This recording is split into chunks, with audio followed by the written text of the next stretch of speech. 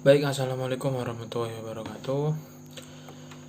Nama saya Alvan Kurniawan, NIM E2019-3164. Jadi di sini saya meneruskan video seperti biasa, yaitu tugas video yang dibimbing langsung oleh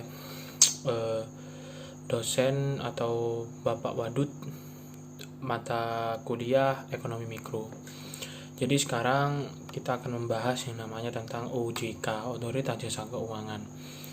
Jadi Otoritas Jasa Keuangan atau OJK ini adalah sebuah lembaga negara yang memiliki fungsi dan tugas dalam penyelenggaraan sistem, mengatur, nah di sini tugasnya ini mengatur dan mengawasi terhadap industri jasa keuangan yang dilakukan secara terintegrasi.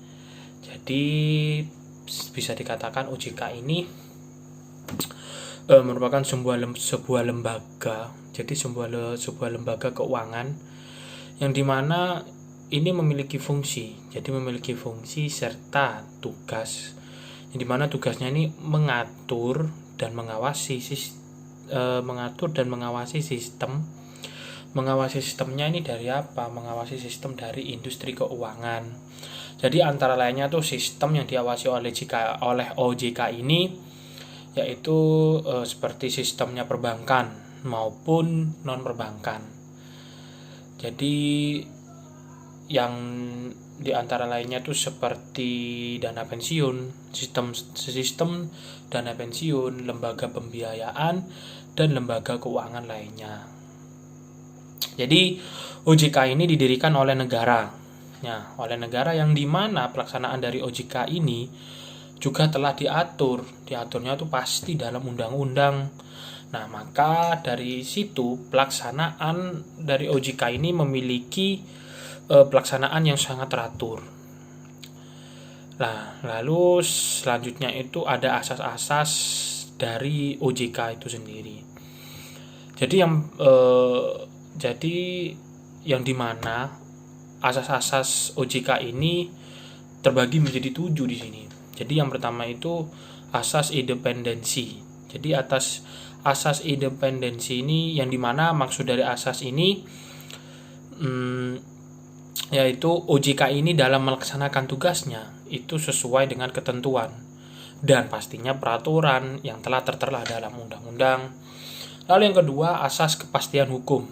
Jadi maksudnya dari asas kepastian hukum ini OJK di sini juga dalam melakukan sebuah tugas pasti akan melakukan dengan ketentuan yang telah ditetapkan oleh pemerintah dan juga dalam menjalankan tugasnya itu juga pastinya akan mendapatkan yang namanya perlindungan hukum. Lalu ketiga asas kepentingan umum. Jadi asas kepentingan umum ini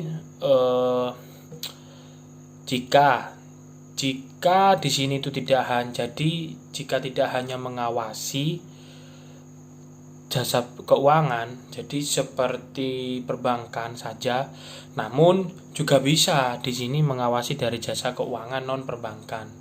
Dan pastinya itu OJK juga peduli. Jadi juga peduli terhadap nasabahnya, terhadap para nasabah-nasabah yang pasti akan melakukan sebuah kegiatan di mana sebuah kegiatan ekonomi. Lalu yang keempat itu asas keterbukaan yang dimana dalam pekerjaan itu sangat terbuka, namun tidak semuanya itu terbuka. Lalu yang kelima asas profesionalisme. Jadi OJK di sini pasti yang namanya profesional. Jadi OJK ini bekerja secara profesional. Lalu yang keenam integritas, asas integritas.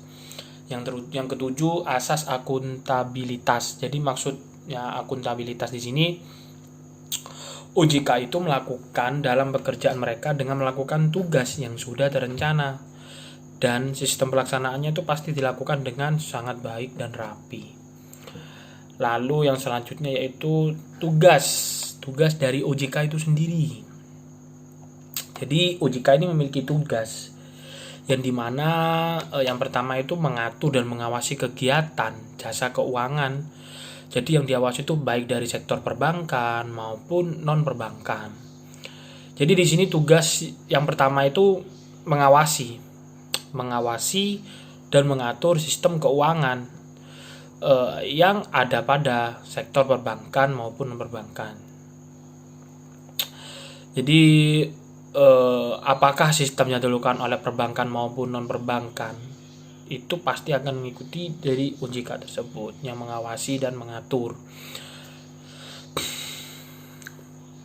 Yang pastinya yang telah sesuai dengan yang sesuai atau berlaku atau tidak. Lalu yang kedua yaitu mengawasi dan mengatur kegiatan jasa keuangan yang ada pada sektor pasar modal.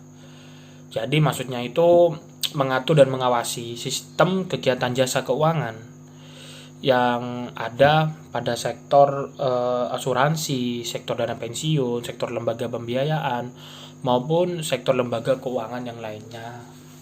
Lalu selain tugas-tugas tersebut, OJK ini memiliki wewenang. Nah, jadi wewenang otoritas jasa keuangan ini itu wewenangnya dalam tugas yang pertama ini wewenang dalam tugas pengaturan dan pengawasan jasa keuangan di sektor perbankan. Jadi yang pertama itu wewenangnya dalam bidang ini mengatur dan mengawasi. Jadi mengatur dan mengawasi mengenai kelembagaan bank. Jadi yang meliputi perizinan, pendirian bank atau kegiatan usaha bank itu sendiri. Lalu pasti mengatur dan mengawasi. Jadi yang diawasi ini tentang kesehatan. Jadi tentang kesehatan bank itu sendiri.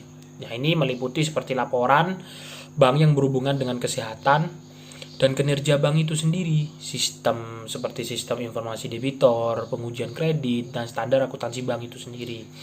Lalu yang ketiga, pengatur dan pengawasan tentang aspek kehati-hatian bank.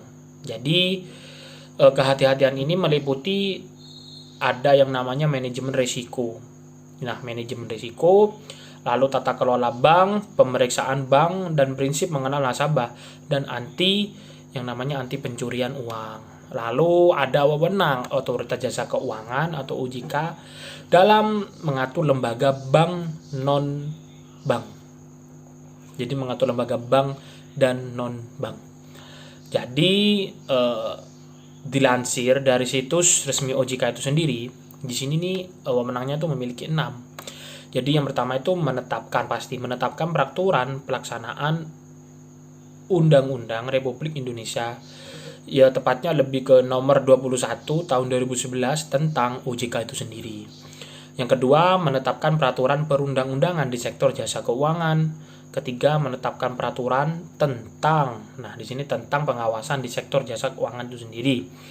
Menetapkan peraturan tentang tata cara penetapan perintah tertulis terhadap lembaga jasa keuangan dan pihak-pihak tertentu.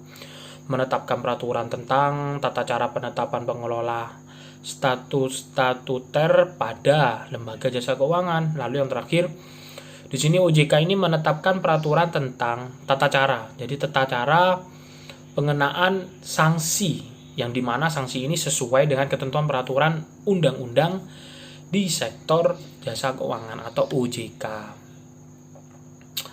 Lalu yang terakhir ini ada wewenang OJK, yaitu dalam pengawasan lembaga bank dan non bank. Ya, hampir sama dengan yang atas. Jadi di sini sama menetapkan kebijakan operasional, mengawasi pelaksanaannya ini pelaksanaan tugas yang dilakukan oleh kepala eksekutif itu sendiri, lalu memberikan perintah yang dimana perintah ini tertulis kepada lembaga OJK dan pihak perusahaan tertentu, lalu melakukan penunjukan pengelolaan statuter. Nah, lalu menetapkan penggunaan pengelolaan statuter. Nah, yang keenam ini menetapkan sanksi administratif. Jadi administratif ini terhadap pihak yang melakukan pelanggaran. Ya, pelanggarannya itu yang melanggar terhadap peraturan undang-undang OJK itu sendiri. Lalu di sini wewenang OJK ini mempunyai wewenang memberikan dan mencabut izin usaha itu sendiri. Jadi sekian untuk penjelasan tentang ilmu sedikit OJK ini atau Otoritas Jasa Keuangan. Jika ada salah kata atau salah bahasa, saya mohon maaf sebesar-besarnya. Wassalamualaikum warahmatullahi wabarakatuh.